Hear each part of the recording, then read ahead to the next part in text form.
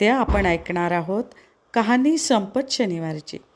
ऐका परमेश्वरा शनिदेवा, तुमची कहाणी. आटपाट नगर होतं. तिथं एक गरीब ब्राह्मण राहत होता. त्याला 3 सुना होत्या.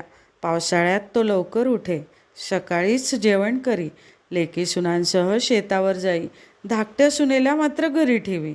त्याप्रमाणे करता करता श्रावण मास आला. पहिल्या शनिवारी ब्राह्मण नित्याप्रमाणे शेतावर गेला. जाताना घरी सुनेला सांगितलं की मुली मुली आज शनिवार आहे, माडीवर जा, घागरी मडक्यात काही दाणे पहा, थोडेसे काढ, दळून त्याच्या भाकरी कर, केने कुरडूची भाजी कर, तेरड्याचं बी वाटून ठेव. सुनेनं बरं म्हटलं. माडीवर गेली, दाणे पाहू लागली. अर्ध्या भाकरीपुरते तेवढेच तिने दळले. त्याच्या लहान लहान भाकरी केल्या, केने कुरडूची भाजी केली, तेरड्या वाटाळ्याचं बी वाटलं. सासू सासऱ्यांची वाट पाहत बसली.